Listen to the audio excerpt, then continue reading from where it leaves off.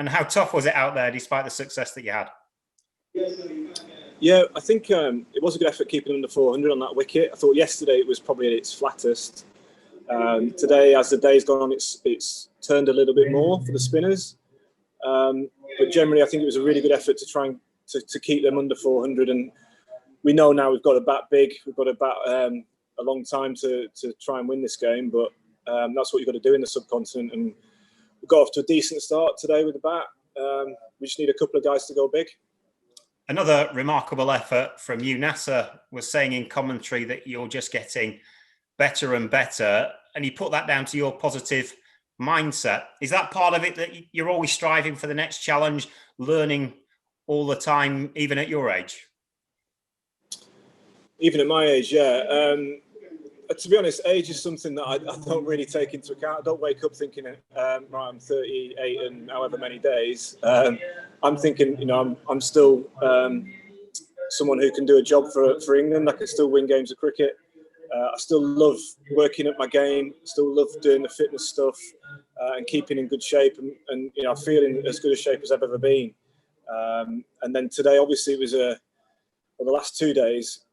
Probably bowled more overs than would have expected over here in the first innings of a test match in the subcontinent. But really happy with the efforts. I thought all the bowlers put in a good stint, and yeah, we're happy with our work.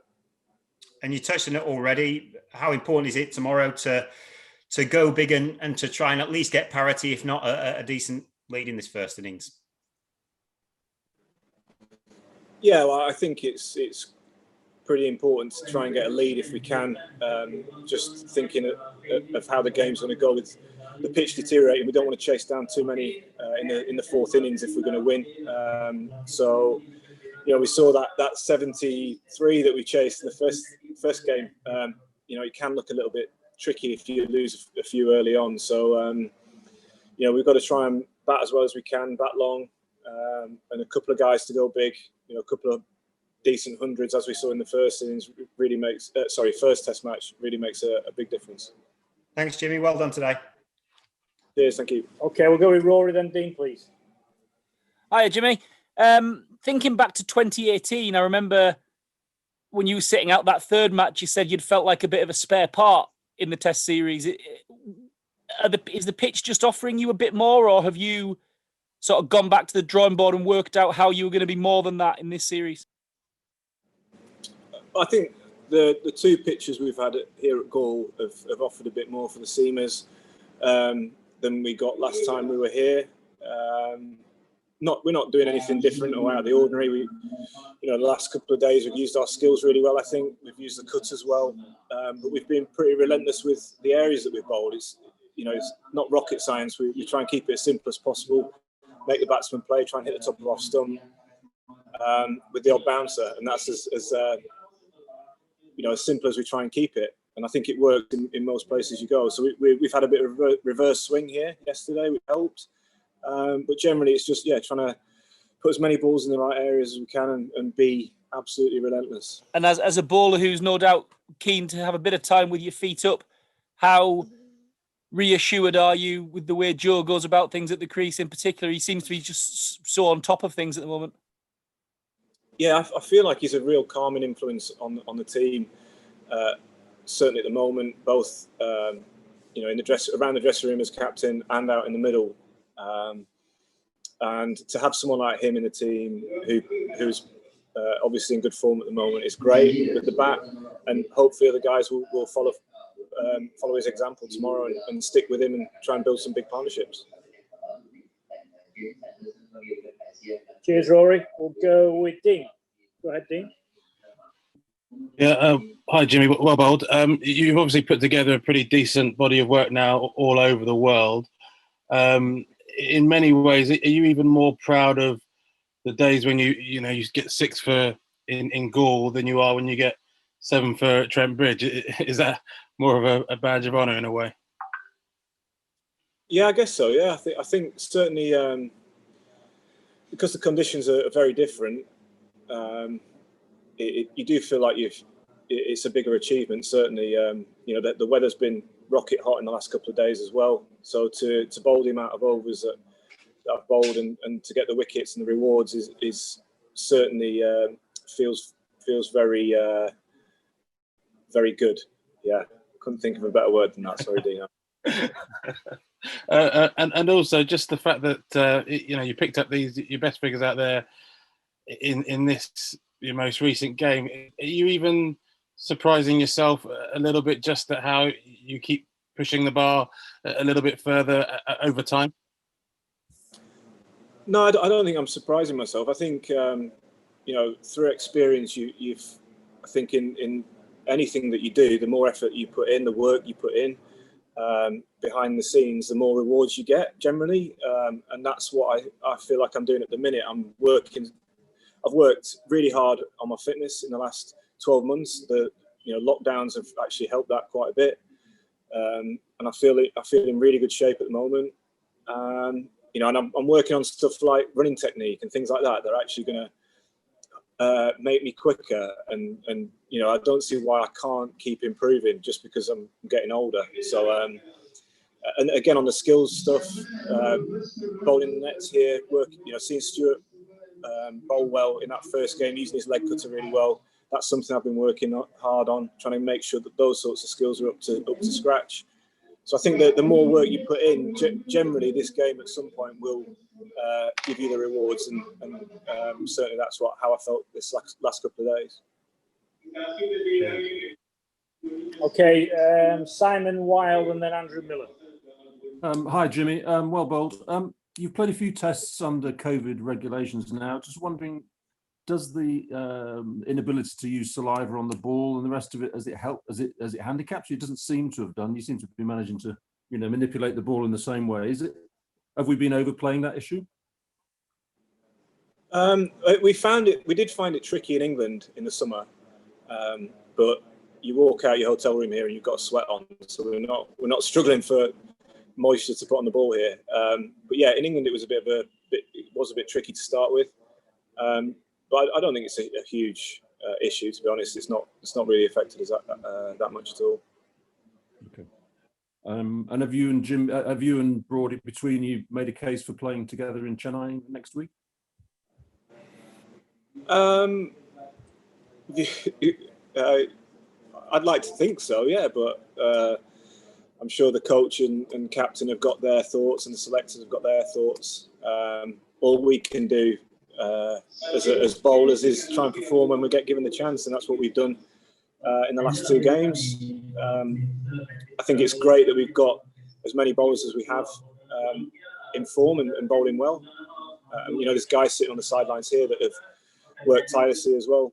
We've got Chris Wokes who's fit and ready to go as well. So we've got plenty of options.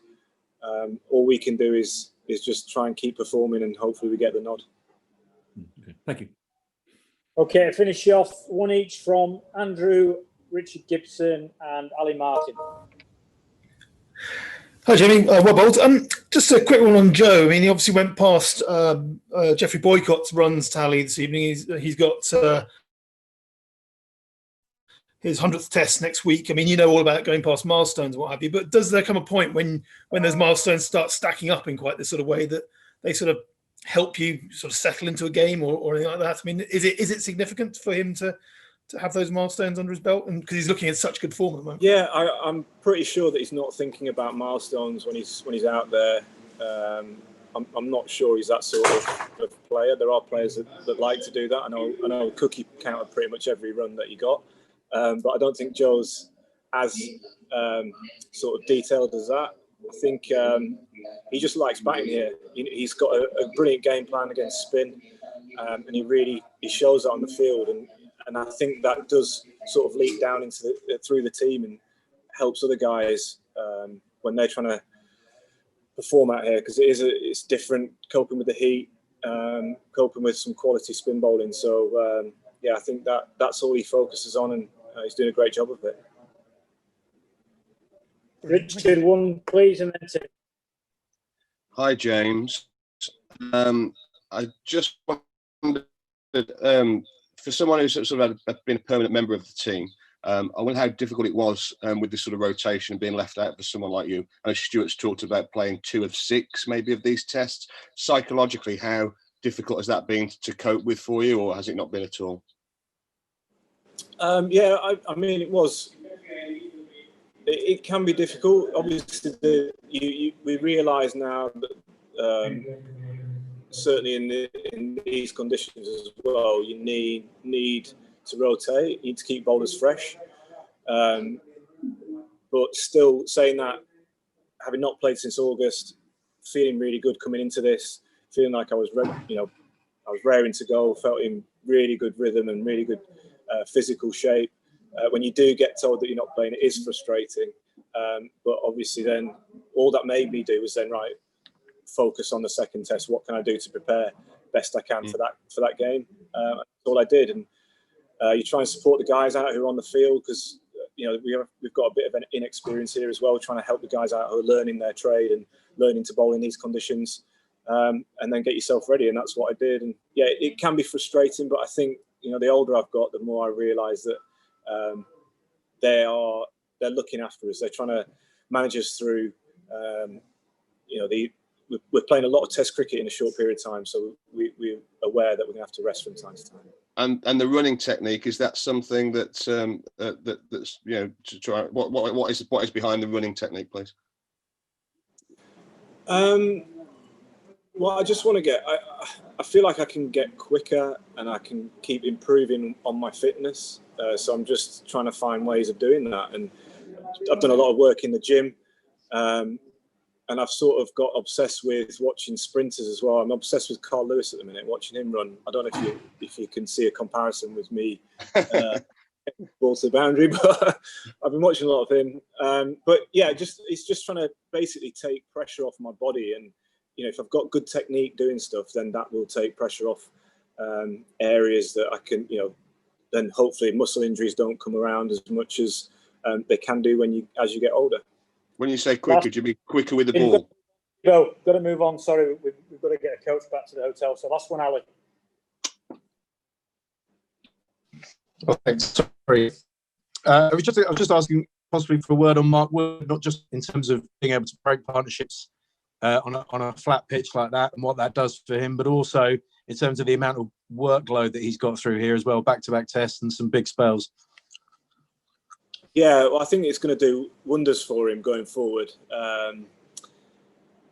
Just because, he has had injury issues. He's been in and out of the side a little bit, but getting the overs under the belt and getting and bowling well in those spells. That 8-over spell last night, I thought was fantastic. It was a brilliant effort from him, and that will just help his confidence with his injuries, help his confidence with his bowling as well, and hopefully, yeah, he'll get better and better from here. And I think he's done a fantastic job so far. Okay, thanks everyone.